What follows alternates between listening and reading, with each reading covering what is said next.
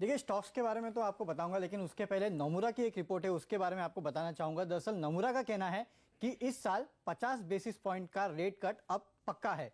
1 अप्रैल में 25 basis point का rate cut आएगा और 1 जून में 25 बेसिस पॉइंट का रेट कट आने वाला है। 3 बड़े रीजन है।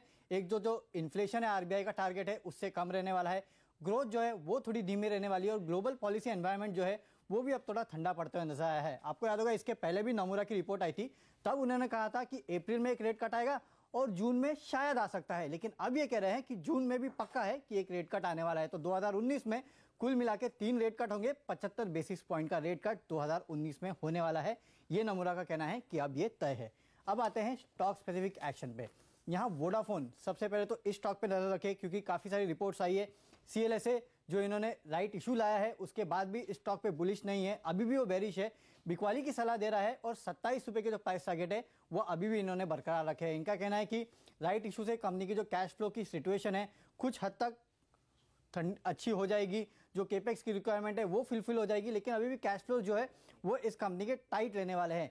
इनका कहना है कि थियोरेटिकली जो एक्स राइट इशू प्राइस है वो आता है 18 रुपीज 70 पैसे पे और फिलहाल ये स्टॉक करीब 33-34 रुपीज के आसपास ट्रेड कर रहा है। इसके लिए अभी भी ये बिकवाली की सलाह दे रहे हैं, लेकिन सिटी यहाँ न्यूट्रल का कॉल दे रहा है। हालांकि ये हाई रिस्क रेटिंग पे इसको रख रहा है और 39 रुपीज के इन्होंने प्राइस टारगेट दिया। इनका कहना है कि जितने डिस्काउंट पे ये राइट इशू आया है उसको देख के तो लगता है कि ये पूरा भर जाएगा, लेकिन जो अनसर्टेनिटीज है इस काउंटर को लेके वो अभी भी जारी है। वहीं एचएसबीसी जो है होल्ड का कॉल दे रहा है और 36 रुपए के प्राइस टारगेट इन्होंने इस पे दिए हैं।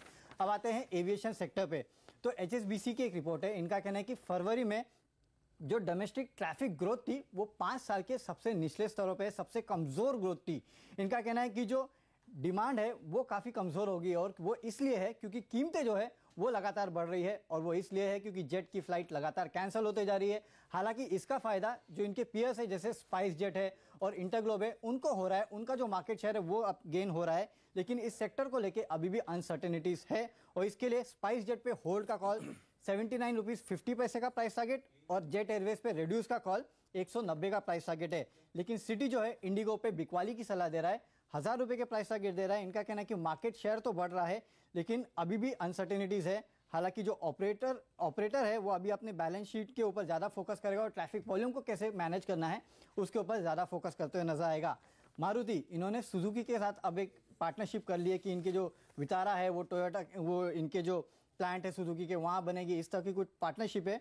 उसको लेके जेफरीज की रिपोर्ट है, खरीदारी की सलाह 7600 के प्राइस टारगेट है। इनका कहना है कि इससे मारुति को काफी फायदा होगा, टोयोटा की जो टेक्नोलॉजी है वो इनको मिलते हुए नजर आएगी और लॉन्ग टर्म के लिए जो ईवी साइकिल है उसके लिए काफी फायदेमंद रह सकता है। वहीं सिटी की रिपोर्ट है और वो यहाँ खरीदारी की सलाह दे रहे हैं, 8300 के प्राइस टारगेट है।